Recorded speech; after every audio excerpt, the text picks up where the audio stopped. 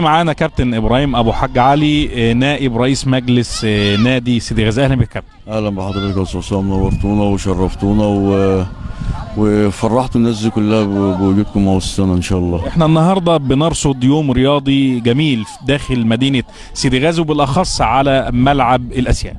تمام عليك والله. انت لو بترصد يوم رياضي هي كل الايام كده. يعني كل الايام ما شاء الله الحمد لله رياضيه وحلوه ومفرحه زي ما انت شايف كده. احنا النهارده بدانا اليوم الرياضي برصد مدرسه الكره البراعم على وجه الخصوص، وانا بسم الله ما شاء الله شايف استعدادات وشايف زي موحد وشايف اعداد كبيره. طبعا الاعداد دي ما جاتش من فراغ، اكيد كان فيها دراسه وفيها مجهود كبير. الحمد لله. هو فكره وممكن نكون كنا بنتكلم وكلنا بنتكلم على تواصل الفتره اللي فاتت دي بحالها. كونك برضو انت احد المحبين مش مقدم البرنامج وكده على الموضوع ده. هو ما شاء الله فكره حلوه فيها اولاد واولادك واولاد ده واولاد ده. العدد كمان النهارده رغم انه انت شايفه كبير بس فعلا العدد مظلوم لان في دروس النهارده، في شباب كتير عنده، في اعداد اكبر من كده. الحمد لله الحمد لله. مجهود كبير الناس بحالها بتشكر عليه. كل واحد بيساهم في الموضوع دوت انا بقول له شكرا، بديله تعظيم سلام، لان هي فكره بدات من الصفر. لازم نبدا من الصفر عشان تشتغل في اي حاجه ناجحه. ابدا من الصفر وربنا هو المستعان الحمد لله. طيب في فكره انشاء مدرسه الكوره بهذا الشكل الجميل، حابب ان انا اخد فكره مع الجمهور عشان حتى على الاقل اولياء الامور اللي معانا اللي بيتابعونا خارج مصر النهارده. تمام. الفكره بدات ان احنا نستفيد من كل المراحل السنيه، بدل ما في اماكن اكيد برضه بتستغل الرياضه كاسم وفيها سمسره وفيها عمولات وفيها حياه وحشه وتضر الطفل. لا احنا عندنا ما شاء الله عندنا المدربين كويسين، عندنا البيئه. الشاب العيل الصغير ينقصه ايه؟ الادوات. وبفضل الله وفرنا المدربين الكويسين، وفرنا الادوات الكويسه. يعني ما شاء الله هنا 40 كوره لازم في المرحله السنيه ده كل تكتر من ادواته، ادوات الرياضه بتاعته. كل عيل بالكوره بتاعته ينزل تستفيد منه موهبه، ويبدا من السن تلاحم السنين مع بعضها. يعني بدانا من 5 سنين ما شاء الله. المجموعات اللي هنا قدامك من 5 سنين ل 15 سنه تبني قاعده للبلد. مش عايز اقول لك مش لازم يطلعوا كلهم ابطال، لا انت بتبني قاعده بتساعد مع الاسره كمان في انك بتبني قاعده رياضيه. العيل بقى فكره دلوقتي مدرسه الكوره التمرين امتى والدرس امتى، بيقدر ينظم ما بين الاثنين، بتبني لهم قاعده. احنا بنوفر لهم كل حاجه، الملعب، مدربين المحترمين، الزي الموحد، كل ده مش عارف اقول لك خد مجهود برضه صعب مننا، بس بوجود ناس مخلصه الحمد لله وبتحب بلدها من غير اي حاجه خالص والله. ساعدت معانا ووقفت معانا. كل عيل من دولت معمول له متسجل براعم اتحاد كوره، يقدر يستفاد بدرجات التفوق الرياضي لان متسجل اتحاد كوره من صغره، طالع له كارنيه وطالع له السماره انه اتحاد كوره. تالت حاجه بضمن حقه، مش عرضه لاي سمسار اتفضل خد، لا تعالى في جهه مسؤوله ناس هتتفاوض. يلزمنا الانديه كلها تيجي تاخد من هنا. بنطلع جيل العدد ما شاء الله. لو هنشتغل على نسبه 10% احنا كافيين نطلع 10 كويسين كل سنه. كابتن ابراهيم، حضرتك كنائب رئيس مجلس اداره، انا عايز حضرتك تختصر لي منظومه الرياضه السنه دي بخلاف السنوات الماضيه. منظومه الرياضه انتوا بادئينها ازاي النهارده؟ والله يا استاذ عصام وانت اكتر واحد عارف، والله احنا بادئينها من تحت الصفر. احنا قلنا الرياضه بيئه، مكان وفر بيئه، وفر مكان، وفر الادوات المدربين والدعم، كل حاجه دي بفلوس. المكان زي ما انت شايف، لا انا المفروض المكان ده يشجع، بدل العيل ما هو داخل ولاقي حديد مكسور ومش مدهون وكده.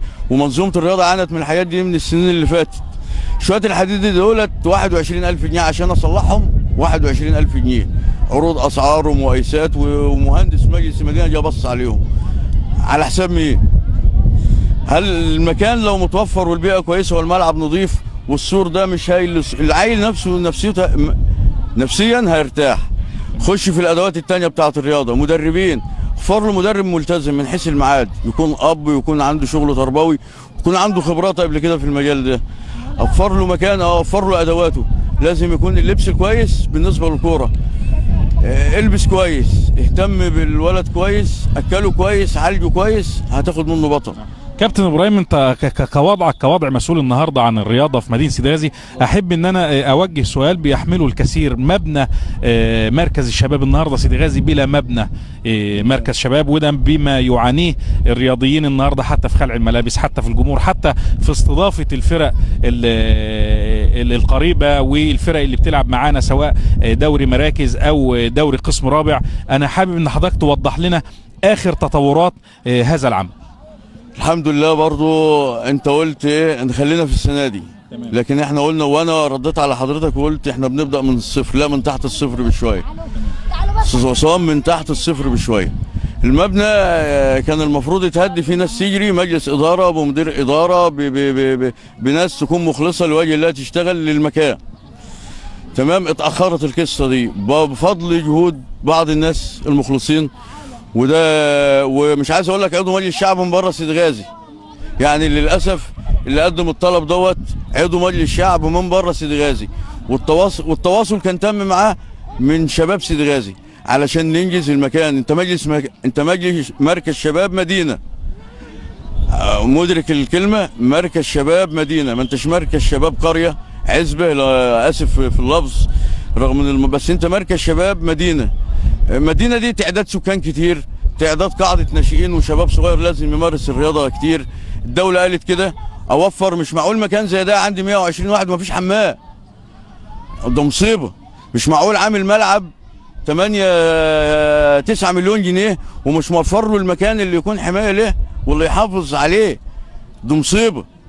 ده انا بضيع الكتير عشان خاطر خطأ اداري قد كده اهو. توصلت الناس والحمد لله ادرج المبنى. والمكان اللي انت شايفه حضرتك فاضي دوت، يا ريت الكاميرا تروح معايا ليه. المكان ده 450 متر. انا بناشد انا برضو من هنا من خلال كاميرا حضرتك، اللي للاسف مش عارف ايه الناس بتستفاد ايه. جايبين الرخصه نطلعها لهم اللي هي 200 متر برضو بجاري ناس من البلد محترمه وكويسه وشغل مجلس اداره. واشكر الدكتور محمد الادوم على فكره، شاب متعاون. الدكتور محمد رئيس مجلس الاداره، رئيس مجلس الاداره، شاب متعاون لابعد الحدود، مخلص، عنده انه بيحب العمل كده، عايز يشتغل وبيحب يعمل انجاز على الارض، وده انا بحييه عليه. حاجه كنت مفتقدها في حد بصراحه، يعني مكسب كبير لنا احنا في المنظومه ديت. الحمد لله طلعنا شهاده الصلاحيه بتاعت المكان، طلعنا الرخصه، اتحطت كراسه الشروط، يعني المفروض تكون جاهزه العرض يوم الاثنين اللي جاي. دي بشره خير على وش حضرتك، وان شاء الله يشتغل ويتم. انا بقى عايز ايه؟ عايز حضرتك من وجودك اقول الناس تتلم معانا برضه. احنا بنفهمش كتير في الهندسه والانشاءات وكتير. مجموعه شباب من البلد مهندسين ولا كده ييجوا، حضرتك تيجي تعمل لقاء في يوم وتشوف كراسه المواصفات وتنشر واعلامك